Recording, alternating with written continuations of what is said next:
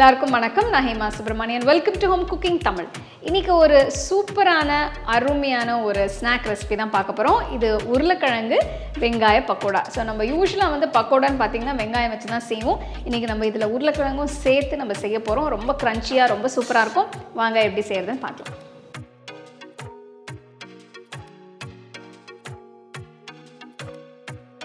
கிறிஸ்பியான வெங்காய உருளைக்கிழங்கு பக்கோடா செய்ய 3 பெரிய உருளைக்கிழங்கு எடுத்து நல்லா கழுவி தோல் எடுத்துட்டு துருவி வச்சுக்கலாம்.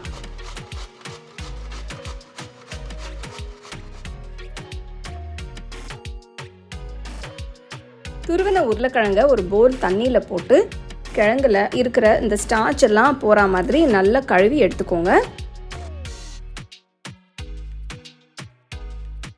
இன்னொரு பவுலில் தண்ணி வச்சு இன்னொரு தடவை இதே மாதிரி செஞ்சு எடுத்துக்கிறேன். பாருங்க, துருவின கிழங்குல மாவெல்லாம் போய் நல்லா க்ளீனாக ஆயிடுச்சு. இப்போ தண்ணியை சுத்தமாக வடிச்சிட்டு இன்னொரு பாத்திரத்தில் வைங்க.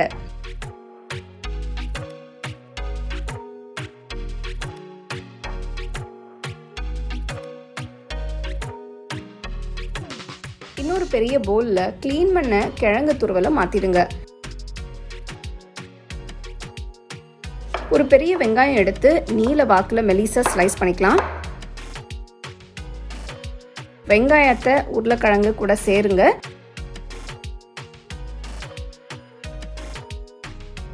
ரெண்டு பச்சை மிளகாய் மெலிசா நறுக்கினது சேர்த்துக்கலாம்.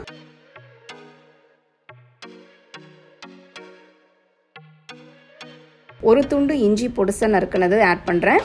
நறுக்கின கருவேப்பிலையும் கொத்தமல்லியும் சேர்த்து நல்லா கலந்துக்கலாம்.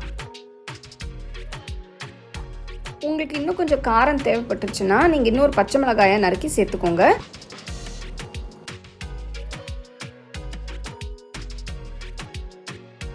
இந்த மிக்ஸ்சரில் 1/2 டீஸ்பூன் மஞ்சள் தூள், 1 டீஸ்பூன் மிளகாய் தூள், 1 டீஸ்பூன் சீரகத்தூள், 1 டீஸ்பூன் சாட் மசாலா தூள், 1/2 டீஸ்பூன் ஆம்ச்சூர் தூள், இது ஆப்ஷனல் தான், 1 டீஸ்பூன் உப்பு, 1/4 டீஸ்பூன் பெருங்காயத்தூள், 1/2 டீஸ்பூன் ஓமம் சேர்த்து நல்லா மிக்ஸ் பண்ணுங்க.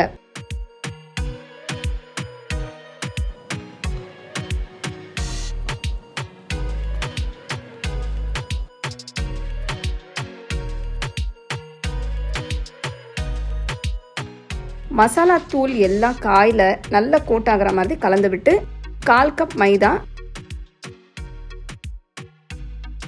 2 டேபிள் ஸ்பூன் சோள மாவு, 1 டேபிள் ஸ்பூன் கடலை மாவு, 1 டேபிள் ஸ்பூன் அரிசி மாவு சேர்த்து நல்லா மிக்ஸ் பண்ணுங்க.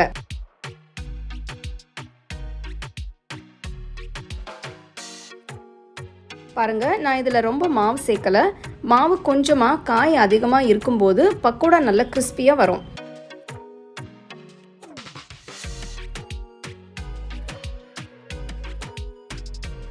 இப்போ பக்கோடா மாவு கலவை ரெடி ஆயிடுச்சு.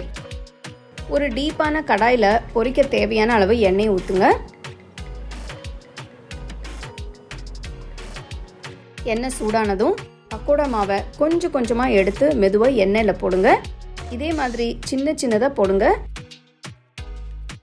ஸ்டோவை மீடியம் ஃப்ளேம்லேயே வச்சு நல்ல பொன்னிறமாக வர வரைக்கும் வறுத்து எடுத்துருங்க.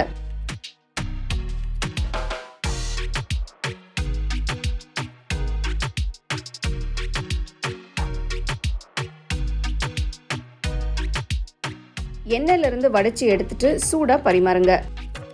இந்த சூடான பக்கோடாவை கொஞ்சம் வறுத்த பச்சை மிளகாய், வறுத்த கருவேப்பிலை சேர்த்து கொஞ்சம் டொமேட்டோ சாஸ் இல்லைன்னா புதினா சட்னி வச்சு சூடாக சர்வ் பண்ணுங்க.